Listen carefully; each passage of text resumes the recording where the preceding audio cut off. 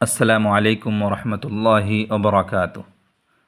ان الحمد للہ وحدہ والصلاة والسلام علی من لا نبی بعدہ اما بعد فاعوذ باللہ من الشیطان الرجیم بسم اللہ الرحمن الرحیم۔ محترم حاضرین، سیرت النبی کے دروس میں آج کا درس ہے واقعہ شق صدر۔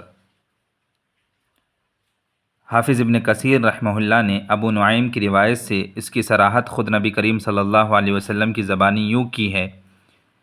وہ فرماتے ہیں کہ نبی کریم صلی اللہ علیہ وسلم نے فرمایا، میری پرورش کرنے والی رضائی ماں حلیمہ سعدیہ بنو سعد بن بکر کے قبیلے سے تھی۔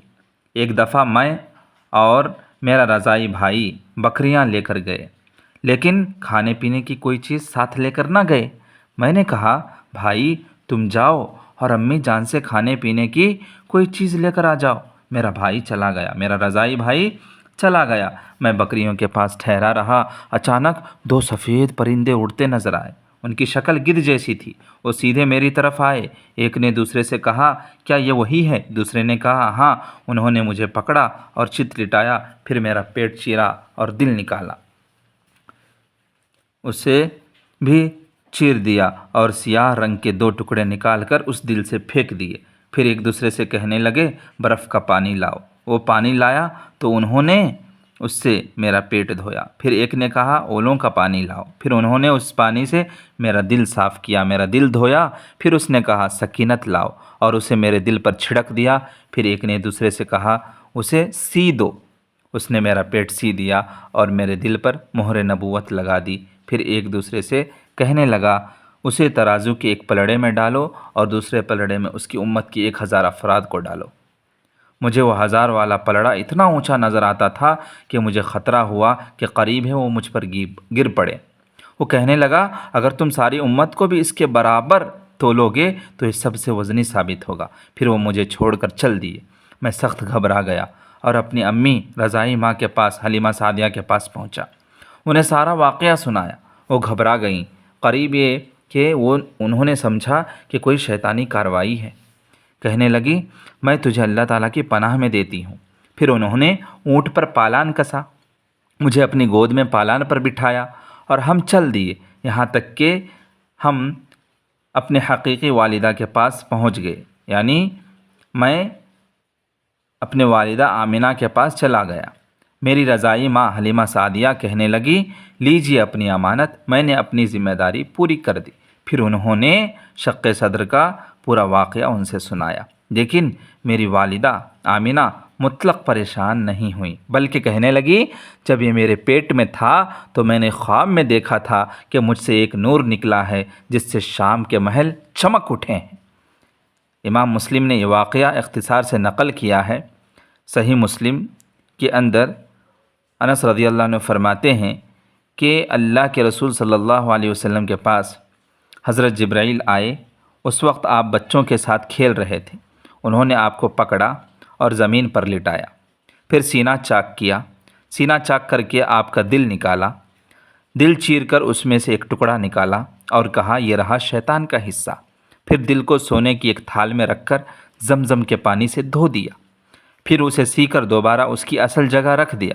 دوسرے بچے بھاگتے ہوئے آپ صلی اللہ علیہ وسلم کے رضائی ماں حلیمہ سعدیہ کے پاس گئے اور شور مچانے لگے کہ محمد کو قتل کر دیا گیا، محمد کو قتل کر دیا گیا۔ گھر والے بھاگتے ہوئے آئے تو آپ صلی اللہ علیہ وسلم ان کو سامنے سے آتے ہوئے دکھائی دیے۔ آپ کا رنگ اڑا ہوا تھا۔ اس واقعے کے سلسلے میں انس رضی اللہ عنہ فرماتے ہیں کہ میں سلائی کے نشانات آپ کے سینہ مبارک پر دیکھا کرتا تھا۔ دلیل صحیح مسلم کتاب الایمان حدیث نمبر 162۔ یہ واقعہ نبی کریم صلی اللہ علیہ وسلم جب 4 سال کی عمر کو پہنچ چکے تھے اور بکریاں چرانے کا کام کرتے تھے، اس وقت کا واقعہ ہے۔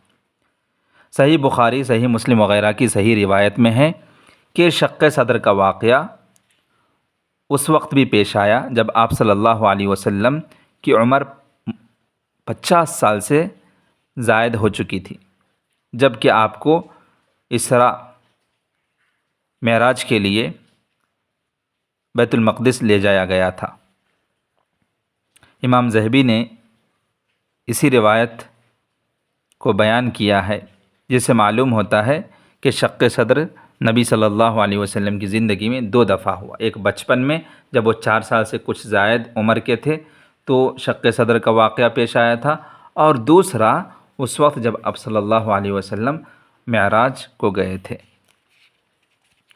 محترم حاضرین، اب سوال یہ پیدا ہوتا ہے کہ بچپن میں شق صدر کا واقعہ کیوں پیش آیا؟ تو اس کی حکمتیں کیا ہیں؟ سب سے پہلی حکمت یہ ہے کہ واقعہ محمد صلی اللہ علیہ وسلم کی رسالت کا اظہار تھا، ان کی نبوت کا اظہار تھا، اور اس کا مقصد تھا کہ آپ صلی اللہ علیہ وسلم کو بچپن ہی سے معصوم بنایا جائے، یعنی معصوم عن الخطا، گناہوں سے دور رکھا جائے، گناہوں کے کاموں سے حفاظت کیا جائے۔ اور دوسرا مقصد یہ تھا کہ نبی کریم صلی اللہ علیہ وسلم کو وحی کی جو ذمہ داری ہوتی ہے، وحی کا جو بار اٹھانا ہوتا ہے، اس کے لیے تیار کرنا تھا، اس کی ٹریننگ دینی تھی، کیونکہ بار بار وحی کے لیے حضرت جبرائیل علیہ السلام کو ان کے پاس آنا تھا، تو اس کی ٹریننگ بچپن میں ہی دی گئی تھی، تاکہ اچانک اگرچہ ان سے ملاقات ہوگی تو گھبرائیں گے نہیں، زیادہ پریشان نہیں ہوں گے۔ اسے مادی صورت میں اس لیے ظاہر کیا گیا ہے کہ لوگوں کے لیے آپ پر ایمان لانا اور آپ صلی اللہ علیہ وسلم کی رسالت کی تصدیق کرنا آسان ہو جائے، یعنی لوگ آسانی سے ان کی رسالت کو، نبوت کو تسلیم کر لے، ظاہری طور پر اس کی تصدیق کر لے، اس لیے کہ یہ عام انسانوں کے ساتھ ایسا معجزہ اور اللہ کا ایسا کارنامہ نہیں ہوتا، یہ کوئی خاص بندے اور اللہ تعالیٰ کے جو چہیتے ہوتے ہیں نبی اور رسولوں کے ساتھ ہی ایسا معجزہ پیش آتا ہے، یہ عرب والوں کو پہلے سے معلوم تھا۔ اور اللہ تعالیٰ کا اعلان لوگوں کی آنکھوں اور کانوں تک پہنچ جائے، اللہ تعالیٰ کا جو یہ میسیج ہے کہ یہ نبوت اور رسالت کے تقاضے ان پر پورا ہوتے ہیں، یہ ظاہر ہو جائے لوگوں کے سامنے، اس لیے یہ واقعہ پیش آیا۔ اور دوسری حکمت یہ ہے کہ اللہ تعالیٰ نے یہ ذمہ داری اٹھائی کہ وہ اپنے رسول کو انسان کے طبعی اغلاط سے پاک کرے گا، یعنی انسان کی فطری مزاج یہ ہے کہ انسان نفس کے وسوسے جو ہوتے ہیں، نفس میں جو شیطانی وسوسے پلتے ہیں، اس کی وجہ سے برائی کی طرف بہت جلد مائل ہو جاتا ہے۔ تو شیطان کے جو وسوسے ہوتے ہیں، وہ وسوسے جس جگہ دل میں پیدا ہوتے ہیں، اس جگہ کو نبی کریم صلی اللہ علیہ وسلم کے دل سے نکال دیا گیا، زمزم کے پانی سے دھو دیا گیا، تاکہ شیطانی وسوسہ نبی کریم صلی اللہ علیہ وسلم کے دل میں نہ پلے، اور نبی کریم صلی اللہ علیہ وسلم شیطان کی ریشہ دوانیوں سے اللہ تعالیٰ اس کی حفاظت کرے۔